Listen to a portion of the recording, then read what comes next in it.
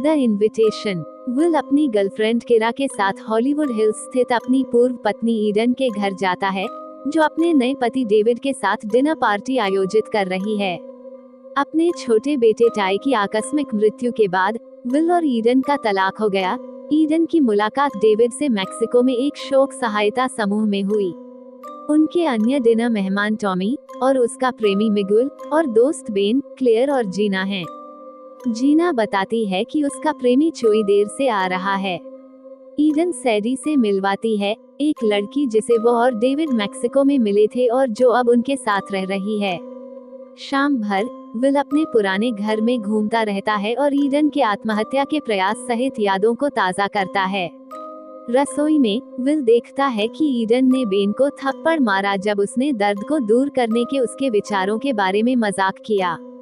Eden और David के दोस्त प्रूइट आते हैं। डेविड सामने का दरवाजा बंद कर देता है, ये बताते हुए कि पड़ोस में एक घर पर आक्रमण हुआ था। विल जलाओ लकड़ी लेने के लिए बाहर जाता है और ईडन के बेडरूम की खिड़की से ईडन को एक गोली की बोतल छिपाते हुए देखता है, जिसके बारे में उसे बाद में पता चलता है कि उसमें बार्बिट्यूरेट फेनोबार्बिटल है।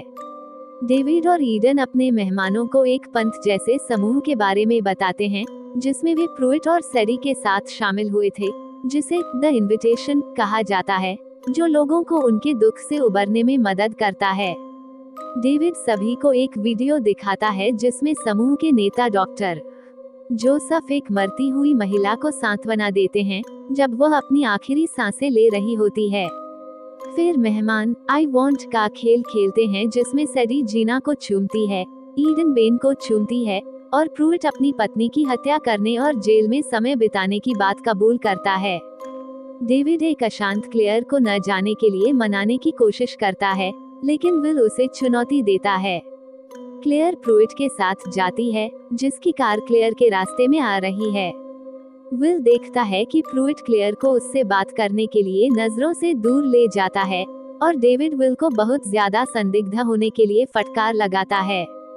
डिनर के बाद विल एक टूटे हुए दरवाजे से झांकता है और सैडी को आईने में अजीबोगरीब चेहरे बनाते हुए देखता है। वो उससे नजरें मिलाती है, उसके पीछे बाहर आती है और उसे एक अभद्र प्रस्ताव देकर चौंका देती है, जिसे वह अस्वीकार कर देता है। विल टॉमी से पार्टी में महसूस किए जाने वाले अजीब, असुरक्षित माहौल के बारे में बात करता है, लेकिन टॉमी उसे आश्वस्त करता है कि घर में आने के बारे में अजीब महसूस करना स्वाभाविक है और विल को वहां आने के लिए बहादुर होना चाहिए।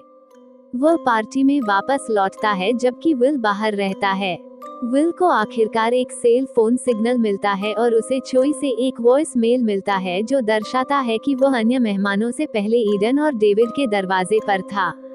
यह मानते हुए कि डेविड और ईडन ने चोई के साथ कुछ किया होगा, विल गुस्से में जोड़े से उनके अजीब व्यवहार और पंथ से संबंधों के बारे में पूछता है। चोई अप्रत्याशित रूप से आता है, ये बताते हुए कि उसे काम से बुलाया गया था। विल शर्मिंदा है, लेकिन अन्य लोग मानते हैं कि टाई की मौत पर उसका बचा हुआ दुख उसे तर्कहीन व्यवहार करने के लिए प्रेरित कर रहा है। डेविड बगीचे में लाल लालटेन जलाता है। विल को डॉक्टर जोसेफ का एक भयावह संदेश वाला लैपटॉप मिलता है। डेविड और ईडन मेहमानों के लिए ड्रिंक्स डालते हैं, लेकिन विल गिलास तोड़ देता है क्योंकि उसे डर है कि उनमें जहर है।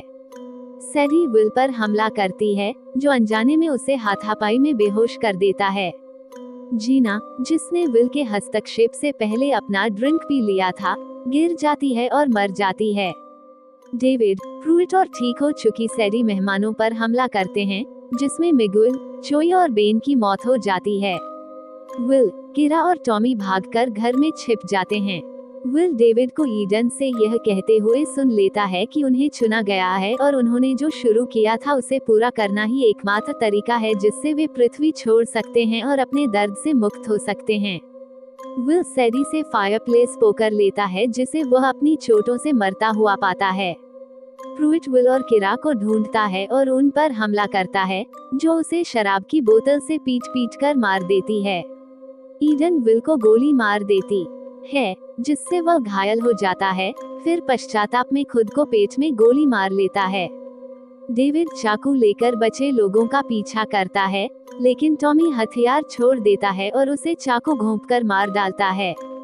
ईडन विल से माफी मांगती है और उसे बाहर ले जाने के लिए कहती है। विल, किरा और टॉमी मरती हुई ईडन को बगीचे में ले जाते हैं, जहां उन्हें सायरन और चीखें और हेलीकॉप्टर ऊपर से गुजरते हुए सुनाई देते हैं। वे लाल लालटेन वाले आसपास के 1 दर्जन से ज्यादा घरों को देखते हैं और महसूस करते हैं कि दूसरे पंथ के सदस्यों ने भी ऐसी ही योजनाएं बनाई हैं। यदि ये कहानी आपको पसंद आई हो तो अपने दोस्तों और अन्य लोगों के साथ शेयर जरूर करिएगा।